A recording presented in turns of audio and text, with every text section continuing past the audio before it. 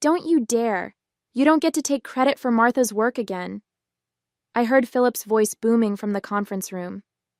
I froze outside the door, files clutched to my chest, the familiar knot of anxiety tightening in my stomach. You have no idea what you're talking about, Danielle replied, her voice eerily calm. I've been cultivating the Sinex relationship for months. Martha is simply executing my strategy. I took a deep breath and pushed through the door. Both of them turned to look at me. Philip, my loyal team member with his perpetually rumpled blazer, and Danielle Fulton, our newly promoted vice president of sales, immaculate in her tailored suit that probably cost more than my monthly mortgage payment. Martha, perfect timing, Philip said, relief washing over his face. Tell Danielle who actually created the pitch deck for Sinex. My name is Martha Ellison. I'm 32 years old and have spent the last 6 years working my way up at Orion Tech Solutions in Cincinnati, Ohio. We develop logistics software for transportation companies. Nothing flashy, but essential infrastructure that keeps goods moving across the country. I started as a junior sales associate and worked my way up to business development manager through pure grit and results. My diploma from Ohio University hangs in my modest cubicle, not Harvard or Stanford like many of our executives, a fact that Danielle never let me forget.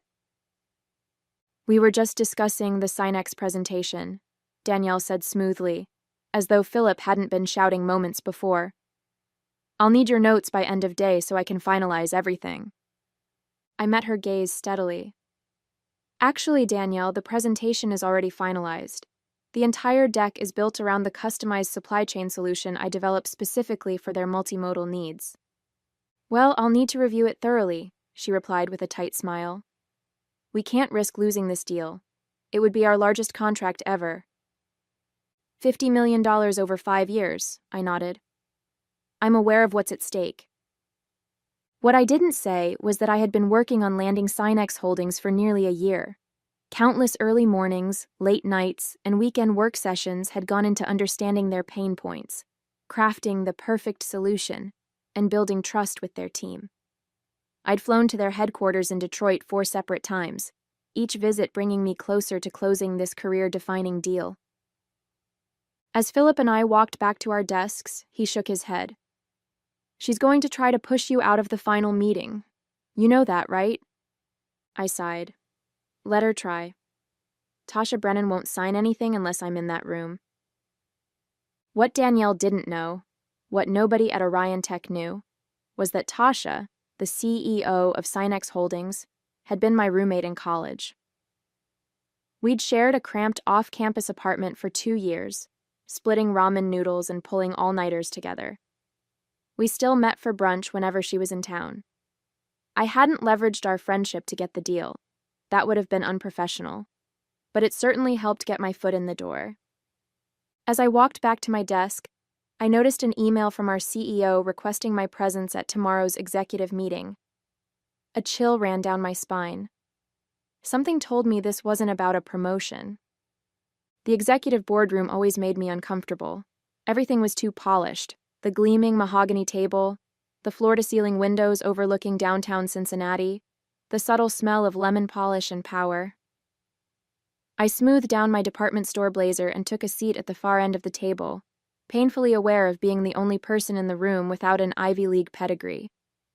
Our CEO, Jonathan Pierce, sat at the head of the table, his expression unreadable behind steel-rimmed glasses. Danielle sat to his right, a portfolio open in front of her. 3 other executives filled out the room, all men, all wearing nearly identical navy suits. Martha, thank you for joining us, Jonathan began. Danielle tells me you've made significant progress with Sinex Holdings. I nodded, pulling out my own notes. Yes, we're in the final stages.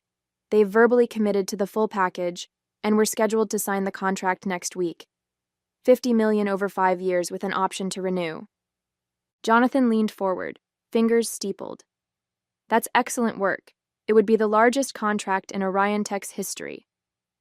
Thank you, I replied, a small flutter of pride warming my chest.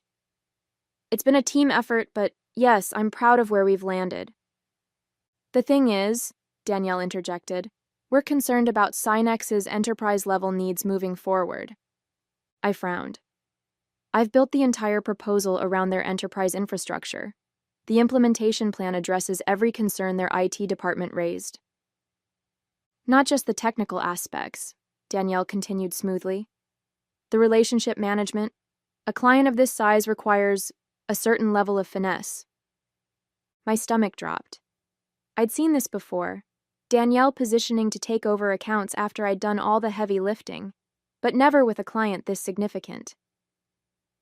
I've been managing the relationship for nearly a year, I said carefully. Tasha, Ms. Brennan, has specifically requested that I oversee the implementation. Danielle's smile didn't reach her eyes.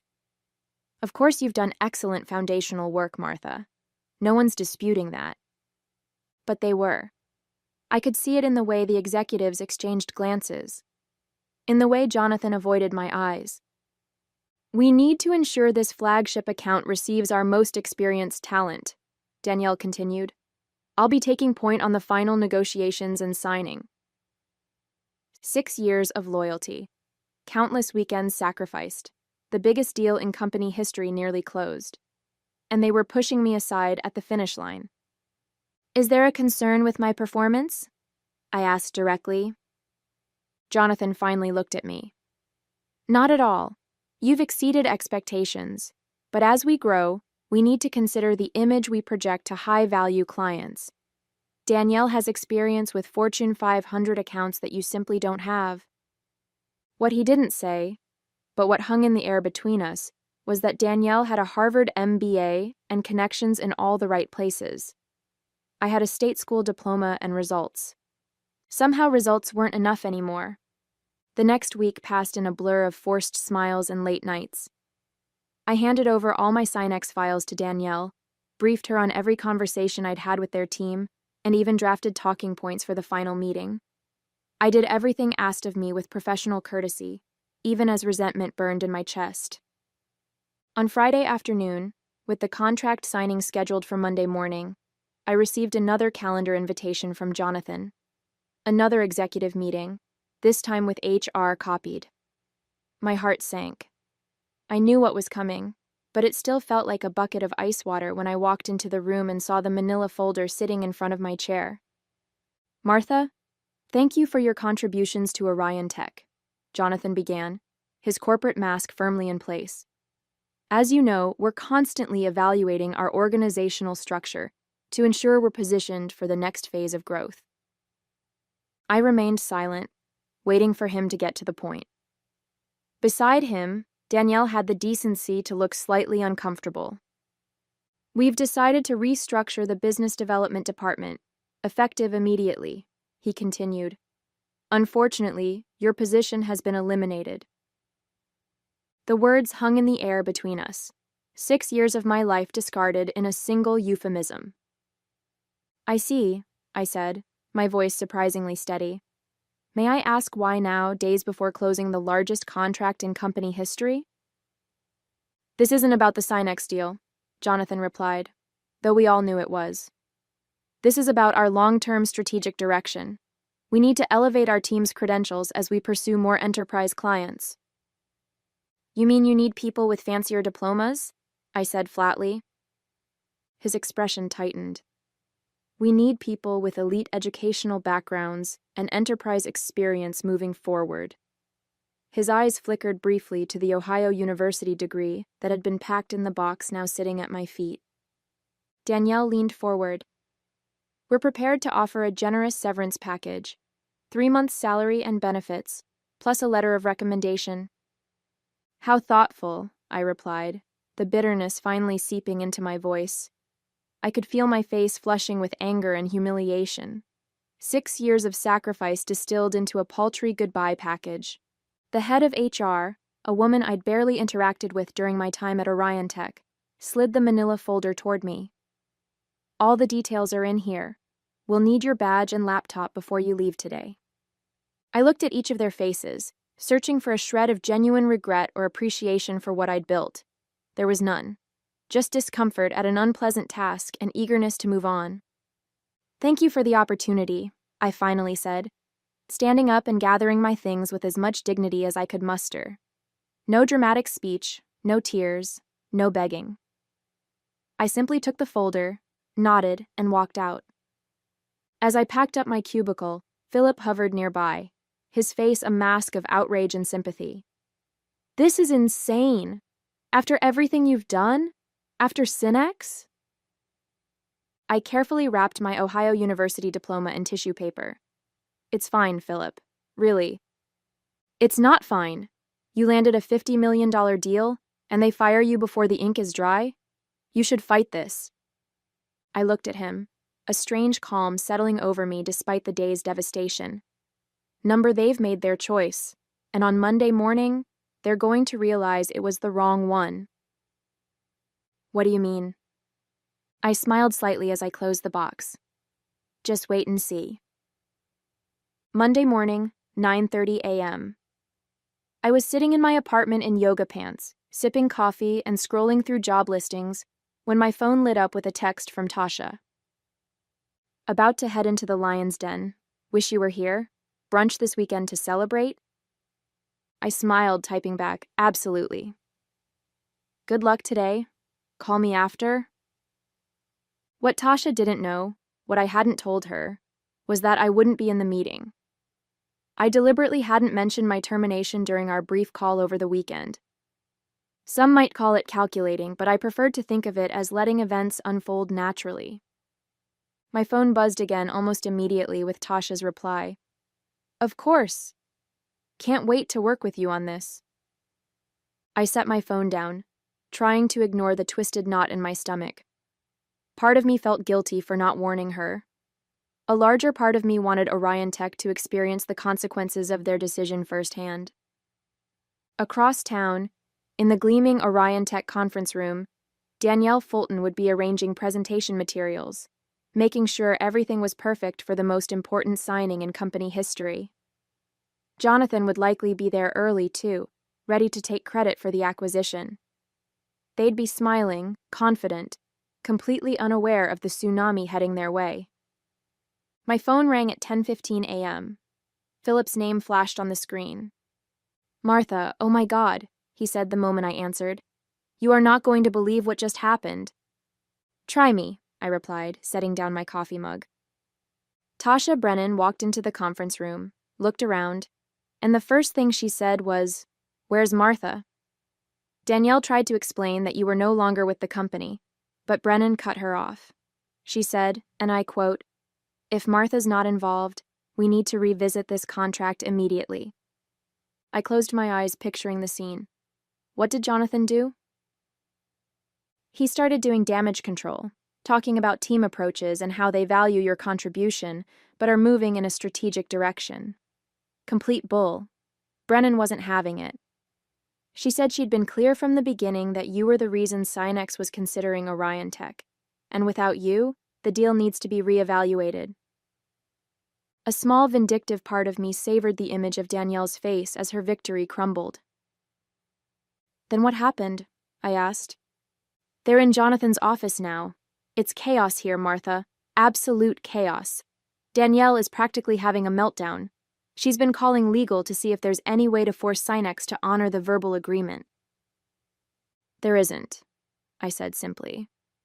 I'd made sure the formal agreement wasn't signed before my departure.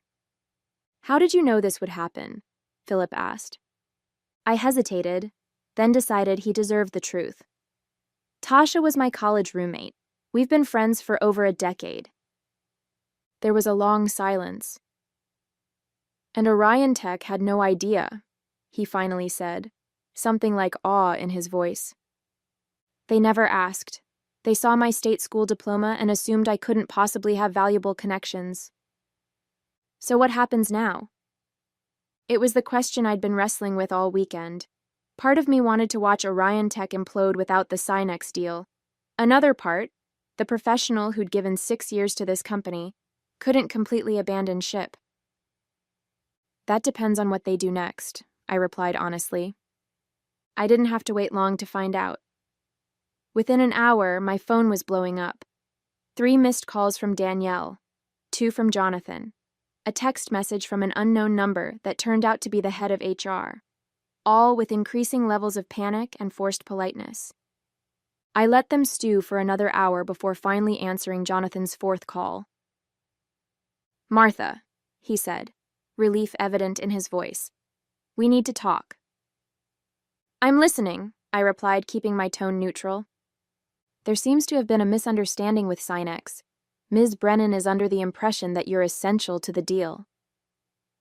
"That's not a misunderstanding, Jonathan. That's a fact."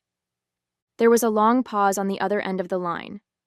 I could almost see Jonathan removing his glasses, pinching the bridge of his nose the way he did when negotiations weren't going his way. "Perhaps we acted hastily on Friday," he finally said. "We'd like to discuss bringing you back to oversee the Sinex implementation." I laughed, unable to help myself. "You fired me 3 days ago because I don't have an Ivy League degree. Now you want me back because you're about to lose $50 million. That's not," he began, but I cut him off. "It is exactly what happened, Jonathan. Let's not pretend otherwise." Another long pause. What would it take, Martha? To come back and salvage this deal? I'd spent the weekend considering this very question. At first, fueled by hurt and anger, I'd imagined demanding an outrageous salary, Danielle's job, public apologies. But as the initial sting faded, clarity emerged. I didn't want to return to a company that had discarded me so easily. No amount of money or title could repair that broken trust. "Nothing," I replied simply. "I'm not interested in coming back."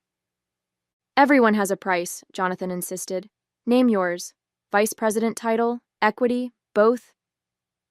"This isn't about money or titles. This is about respect. You showed me exactly how much you value my contributions on Friday afternoon. I admit we handled the transition poorly." "Transition?" I interrupted, my voice rising despite my efforts to remain calm. "You fired me days before closing the biggest deal in company history because my diploma didn't have enough Ivy on it. That's not a transition, Jonathan. That's elitism, plain and simple." The line went quiet again. When Jonathan spoke, his voice had lost its executive polish. "Tasha Brennan is threatening to walk. We're talking about $50 million, Martha. The board is having an emergency meeting this afternoon. That sounds like a problem for you and Danielle to solve with your elite degrees." "Please?" he said, and I was startled to hear actual desperation. "Just come to a meeting. Name your terms. Whatever you want." I thought about Tasha sitting in that conference room, defending me when I wasn't there to defend myself. I thought about all the late nights I'd worked while Danielle left at 5 sharp.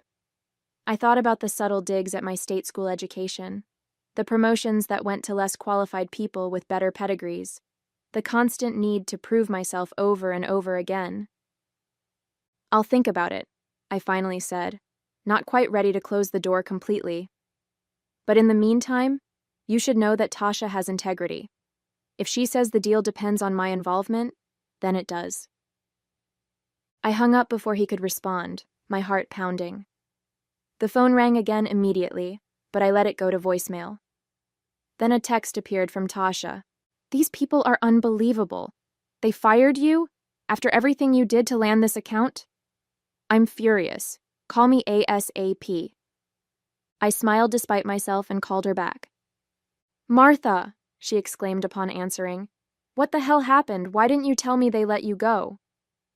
"I wanted to see what they'd say," I admitted. "Whether they'd own up to it or try to hide it." "Well, they tried to spin some garbage about restructuring and strategic vision, but I wasn't buying it. The arrogance of these people. As if I wouldn't notice you were gone." "Thank you for standing up for me," I said quietly. "You didn't have to do that." "Of course I did. You're the only reason we considered Orion Tech in the first place. Their solution isn't even the best on the market, but you convinced me you could make it work for our needs." I hesitated before asking the question that had been hovering in my mind. "So what happens now? With the contract?" Tasha's voice took on the sharp, decisive tone I recognized from our college days when she'd decided something important. "That depends on you.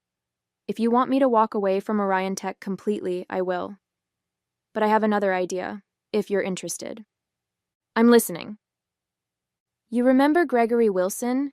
He was a year ahead of us, economics major? Vaguely, I replied, trying to place the name. He founded Wilson Enterprise Solutions 5 years ago, direct competitor to Orion Tech, but with a more innovative approach. They've been trying to get a meeting with me for months. I sat up straighter, immediately seeing where she was going with this. Greg's looking for a new business development director, Tasha continued. Someone who understands logistics software and has connections in the industry. Sound like anyone you know? You want me to go work for a direct competitor? I asked, my mind racing with possibilities. I want you to interview with them, Tasha clarified. What happens after that is up to you and Greg. But yes, if you took the job and if their solution meets our needs, I'd be very interested in discussing a partnership. The pieces clicked into place with dizzying speed. I could jump to a competitor, bring Synex with me, and show Orion Tech exactly what they'd thrown away. It was the perfect revenge, professional, clean, and completely ethical. Send me Greg's contact information, I decided. I'll reach out today. Already texted it to you, Tasha replied, and I could hear the smile in her voice. He's expecting your call.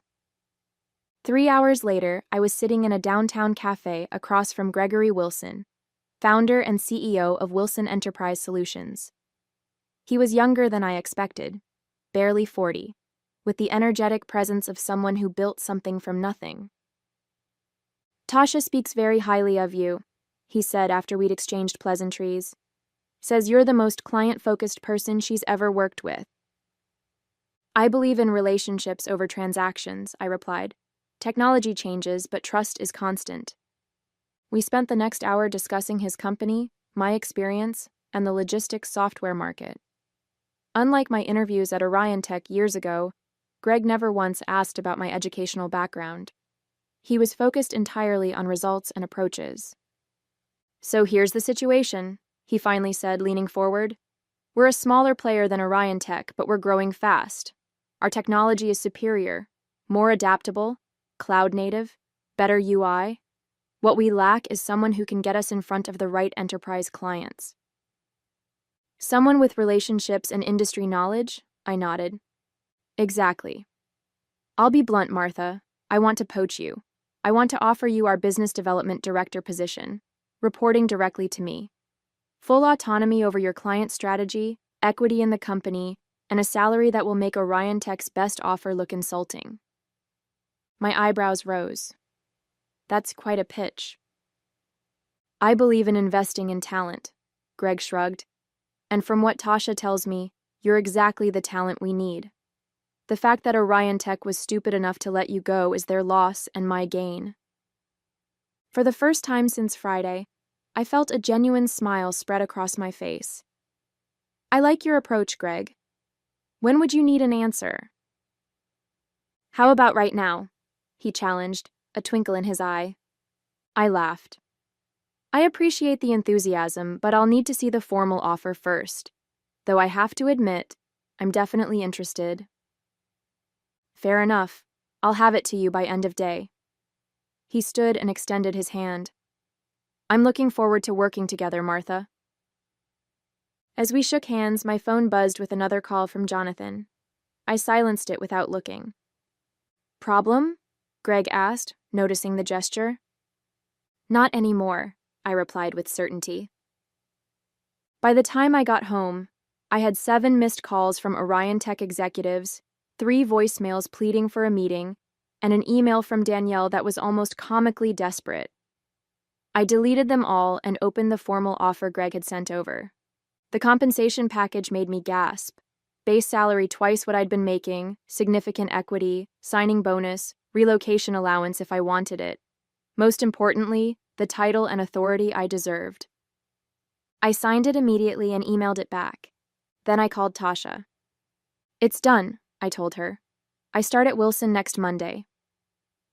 Perfect, she replied, satisfaction evident in her voice. I just emailed Orion Tech formally, withdrawing from contract discussions. How did they take it? Like they'd been hit by a truck. Jonathan actually suggested they might take legal action.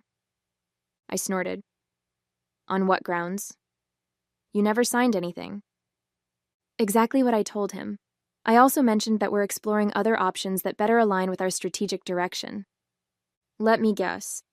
You're meeting with Wilson next week. Tuesday morning. I thought you might want to sit in. I laughed, feeling lighter than I had in months.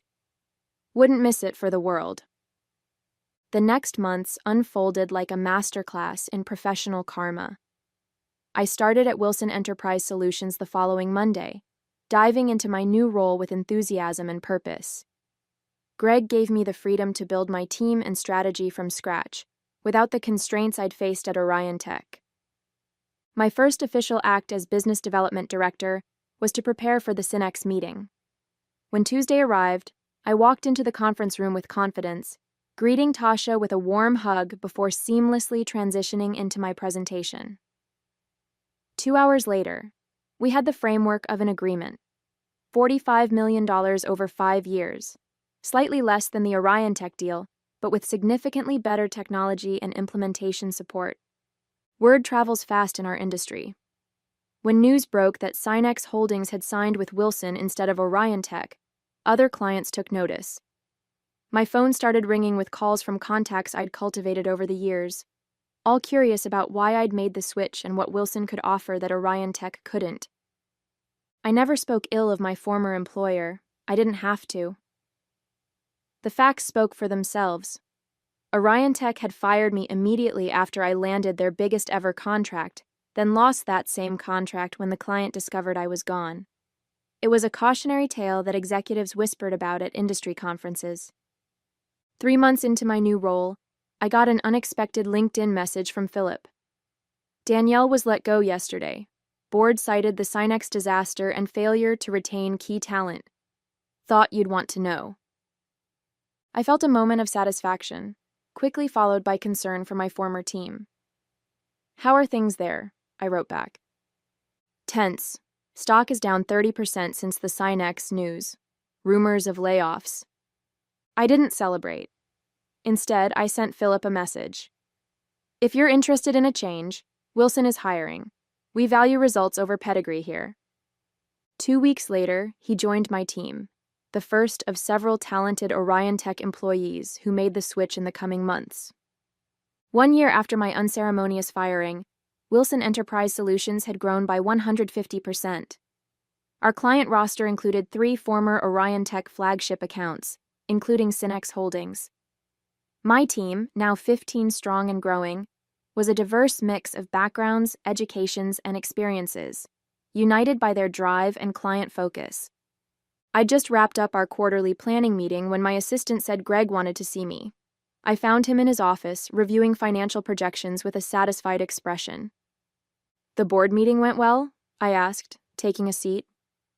Greg looked up with a grin. Extremely. We're on track to surpass Orion Tech in market share by Q3. That's ahead of projections. It is, largely thanks to you and your team. He pushed a folder across the desk, which is why I wanted to discuss this with you first. Inside was a press release draft announcing my promotion to Chief Revenue Officer, effective immediately. Greg, I don't know what to say, I managed, genuinely surprised. Say yes. You've earned it. You've transformed our sales organization, brought in top talent, and landed clients we couldn't even get meetings with before. I smiled, thinking about how different this moment felt from my last executive interaction at Orion Tech. Then yes. Absolutely yes. As I left Greg's office, I checked my phone and found a text from Tasha. Have you seen the news about Orion Tech? I hadn't. A quick search revealed the headlines. Orion Tech had announced a strategic restructuring following 4 consecutive quarters of declining revenue. Jonathan Pierce was stepping down as CEO. The company was seeking a buyer. I felt no joy at their downfall, only a sense of professional vindication. They had valued pedigree over performance, connections over competence, appearances over results. The market had simply corrected their mistake. That evening, I passed the Ohio University diploma hanging proudly in my new corner office. I smiled at it, a reminder that success isn't about where you start, it's about where you finish and who you become along the way.